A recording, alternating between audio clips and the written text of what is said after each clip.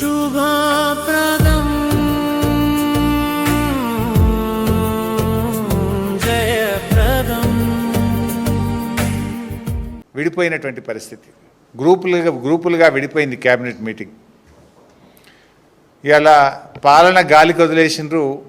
Cabinet meeting అంటే మంత్రుల పంచాయతీలు తెంపుకోవడానికే క్యాబినెట్ మీటింగ్ అయిపోయింది.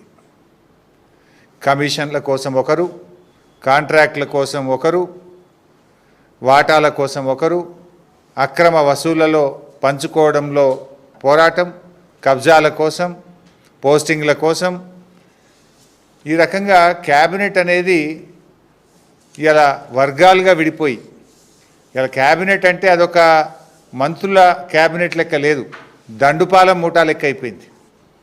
దండుపాల మూటా కంటే కూడా అధ్వానం అయిపోయింది. ప్రతి దాంట్లో కొట్లాట్లే. మనం ఇది ఓపెన్గానే చూస్తున్నాం కదా. గత కొద్ది రోజులుగా ఈ మంత్రి ఆ మంత్రిని, ఆ మంత్రి ఈ మంత్రిని, పోస్టింగ్ల కోసం ఒక మంత్రి అలిగిండని, కమిషన్లు రాలేదని ఒక మంత్రి అలిగిండని, కాంట్రాక్ట్ల కోసం మంత్రుల మధ్య తగాదా, వాటాల పంపిణీలో మంత్రుల మధ్య తగాదా, తనుకోవడానికే సరిపోయింది.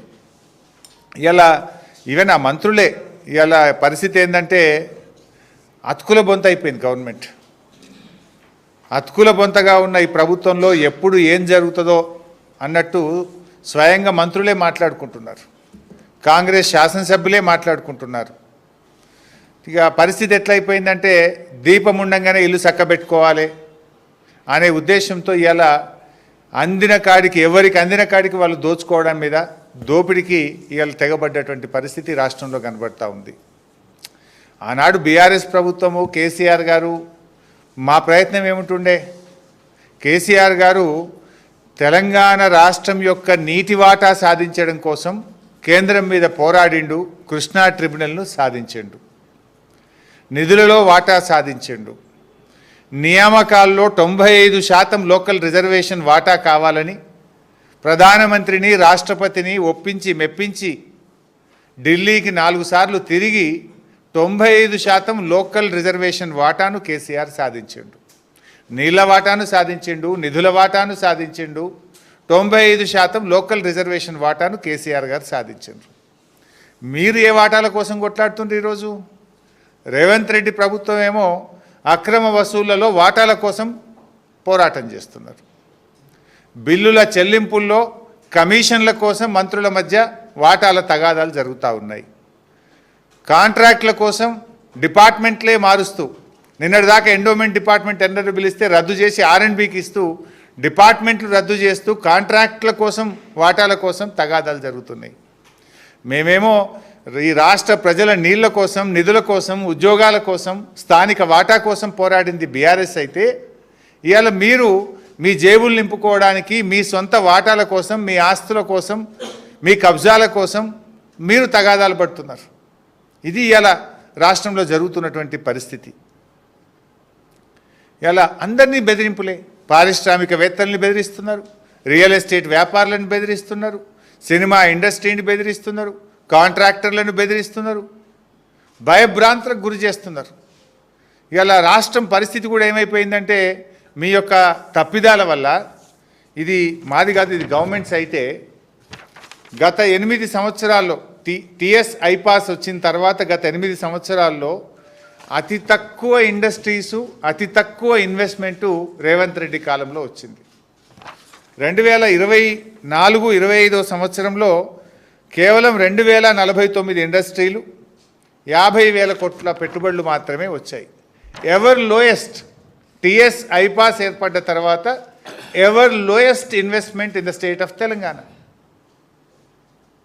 అతి తక్కువ పరిశ్రమలు, అతి తక్కువ ఇన్వెస్ట్మెంటు. ఇది మీ ఘనకార్యం. ఇప్పుడు ఆనాడు బీఆర్ఎస్ ప్రభుత్వము, కేసీఆర్ గారు, కేటీఆర్ గారు, మేము ఆ రోజు పారిశ్రామికవేత్తలకు రెడ్ కార్పెట్ వేశాం. టీఎస్ ఐపాస్ తీసుకొచ్చి సింగిల్ విండో విధానంలో అనుమతులు తెచ్చాం. దేశానికి మార్గదర్శకంగా నిలిపి ఈ రాష్ట్రాన్ని ఇన్వెస్ట్మెంట్లకు నిలయంగా మార్చాం. పెద్ద ఎత్తున నిరుద్యోగ యువతకు ఉపాధి, ఉద్యోగ అవకాశాలు కల్పించాం. కానీ మీరేం చేస్తున్నారు? వ్యాపారవేత్తలకు తుపాకులు పెడుతున్నారు. మీరు రేవంత్ రెడ్డి గారు ఇవాళ గన్ కల్చర్ని తీసుకొచ్చారు రాష్ట్రంలో. మీరేమో వ్యాపారవేత్తలకు తుపాకులు పెట్టి అక్రమ వసూళ్లకు మీరు పాల్పడుతున్నారు. ఆ రోజు కేటీఆర్ గారు ఒక మంత్రి అని భావించకుండా ఒక వ్యాపారవేత్త టెక్ మహేంద్ర సిఇఓ సిపి గుర్నాని గారికి వర్షం పడుతుంటే తానే గొడుగు బట్టి వ్యాపారవేత్తల్ని ఆహ్వానించిన సంస్కృతి మాది. ఈ రాష్ట్రంలో పెట్టుబడులు రావాలని వచ్చినటువంటి పెట్టుబడిదారులకు రెడ్ కార్పెట్ వేసి వర్షం పడితే గొడుగు బట్టి పెట్టుబడులు తెచ్చిన సంస్కృతి మాదైతే తుపాకులు పెట్టి వసూళ్లు చేస్తున్న సంస్కృతి మీది. ఇక ఆడికెళ్ళి వస్తాయి ఇన్వెస్ట్మెంట్స్. అందుకే ఈరోజు రాష్ట్రంలో పెట్టుబడులు తగ్గిపోయినాయి. గత సంవత్సరంలో ఇండస్ట్రీస్ సంఖ్య తగ్గిపోయినటువంటి పరిస్థితి ఉంది ఈరోజు ఈ రాష్ట్రంలో. అంటే ఇంత దుర్మార్గంగా ఈరోజు మారిపోతూ ఉంది. ఇది ఇంకోటి, ఇది మేం చెప్తున్నది కూడా కాదు కదా, నేను స్వయంగా ఒక మంత్రి గారి కుమార్తెనే స్పష్టంగా చెప్పారు. ఏమని చెప్తున్నారు? ముఖ్యమంత్రి గారి సన్నిహితులే తుపాకీ బట్టి బెదిరించారు, ముఖ్యమంత్రి గారు జపాన్ నుంచి ఫైలు ఆపించారు, ఒక మంత్రి గారు టెండర్లు వేయొద్దని మాకు హుకుం జారీ చేశారు, టెండర్ దక్కలేదని డిపార్ట్మెంట్నే మార్చివేసినారు. అంటే మొత్తంగా కూడా ఒక అరాచకం నెలకొన్నది రాష్ట్రంలో. ఇలా ఇంత జరుగుతూ ఉంటే బీజేపీ కేంద్ర ప్రభుత్వం ఎందుకు మౌనంగా ఉందో మాకైతే అర్థమవుతలేదు. ఇప్పుడు ముఖ్యమంత్రి ఆయనే, హోంమంత్రిగా ఆయనే ఉన్నారు. మరి ఇక్కడ విచారణ జరిగే అవకాశం లేదు. ముఖ్యమంత్రే తుపాకీ పంపిండని, ముఖ్యమంత్రి సన్నిహితులే తుపాకీ బట్టి బెదిరిస్తున్నారని, ముఖ్యమంత్రి గారే తన తమ్ముళ్ళ కోసం ఫైళ్లు ఆపారని, సహచర మంత్రే టెండర్లు వేయొద్దని హుకుం జారీ చేశారని చెప్తుంటే దీని మీద విచారణ జరగాలి కదా. నేను కేంద్ర మంత్రి కిషన్ రెడ్డి గారిని, సంజయ్ గారిని డిమాండ్ చేస్తూ ఉన్నా, మీది జాయింట్ వెంచర్ గవర్నమెంట్ కాకపోతే, మీ మధ్య బడే బై చోటే బై సంబంధం అనుబంధం లేకపోతే దీని మీద కేంద్ర ప్రభుత్వ సంస్థల చేత ఎంక్వైరీ చేయండి, లేదా ఒక ఇండిపెండెంట్ జ్యుడిషియల్ కమిషన్ పెట్టి నిజాలు బయటకు తీయాలని చెప్పి ఇవాళ కేంద్ర ప్రభుత్వాన్ని మేము డిమాండ్ చేస్తున్నాం. నేను కేంద్ర మంత్రి కిషన్ రెడ్డి గారిని, సంజయ్ గారిని డిమాండ్ చేస్తూ ఉన్నా, మీది జాయింట్ వెంచర్ గవర్నమెంట్ కాకపోతే, మీ మధ్య బడే బై చోటే బై సంబంధం అనుబంధం లేకపోతే దీని మీద కేంద్ర ప్రభుత్వ సంస్థల చేత ఎంక్వైరీ చేయండి, లేదా ఒక ఇండిపెండెంట్ జ్యుడిషియల్ కమిషన్ పెట్టి నిజాలు బయటకు తీయాలని చెప్పి ఇవాళ కేంద్ర ప్రభుత్వాన్ని మేము డిమాండ్ చేస్తున్నాం. శుభప్రదం. అందరికీ నమస్కారం, నేను మీ ఐశ్వర్య రాజేష్. హలో అందరికీ నమస్కారం, నేను మీ రుతకన. మన శుభప్రదం grand shopping mall of mega family grand opening on October 17th.